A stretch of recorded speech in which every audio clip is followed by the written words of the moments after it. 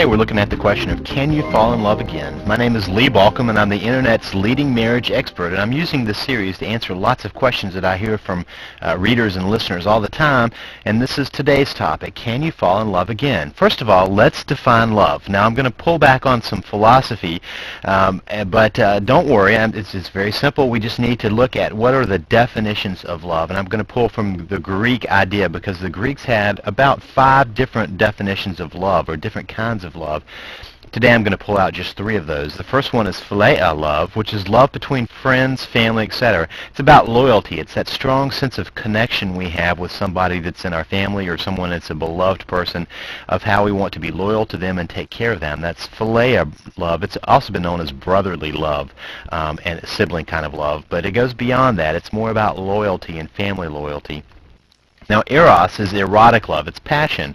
It's that connection where we feel like we are in love with someone, or has some level of passion for that person. And then there's agape love, which is unconditional love. It's acceptance of that person no matter who they are and what they do. Now, marriage contains elements of these 3 pieces of love, these 3 types of love, and that's why I've pulled them out, more so than the other 2 types of love. Now, so when we say love is missing, generally speaking, we're talking about the feeling of passion, of eros, that we just feel kind of flat with the other person. And I say that because most people still report that they care for the other person. I hear that over and over. The person says, well, I'm not in love with you, but I do care for you. I do care about you. That's philia love. And so that is often present. Now, understand that agape, because lots of people wonder about that unconditional love. In my mind, agape love, unconditional love, is an ideal that we strive for. It's not one that we get very often, because let's face it, there are conditions on what would lead us to stop loving someone. You know, if they killed somebody, or if you found out that they were an abuser, or you know, a serial killer, or even if they had an affair on you, those may be places where you say, I will no longer love this person. And so we all have conditions on love. Unconditional love is something that we strive for in this life. So the question is, can eros return? Can passion return? Unequivocally, yes, it absolutely can return. And I say can return. That's different than will return. It's possible for it to return.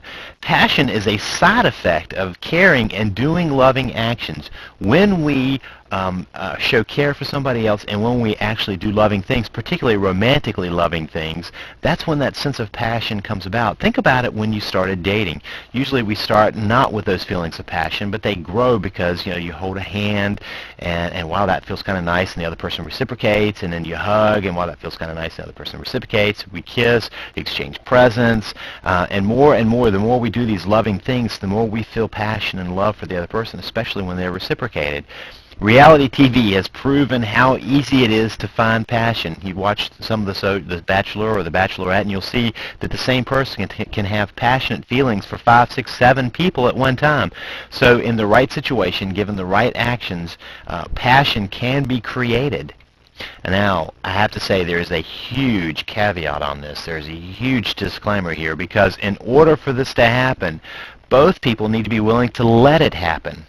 Let it happen means they don't get in the way of it, because sometimes someone feels too hurt to even try again. I heard someone say, you know, I think I could love you again. In other words, I could feel passion for you again, but my heart, I want to guard it. I don't want to be hurt again. And so she wasn't even willing to let those feelings come through. So the other person has to be willing to let that happen. And sometimes people just refuse for other reasons. They may have an interest somewhere else, or they may have decided to close the book on that chapter of their life. There are lots of reasons. So while it can happen, that doesn't mean it will happen. Now, if you want to know more about how to save your marriage, particularly how these feelings fit into that, and some of why I think they go away, I want you to go now to www.savethemarriage.com. When you're there, you're going to see that you can get a free e-course. I hope you'll sign up for it. It comes by email. You can look at it yourself. There's no obligation to it. But you can also find lots of other information. I have ebooks, and I have several recordings and special reports that you can gain access to if you just go to www.savethemarriage.com.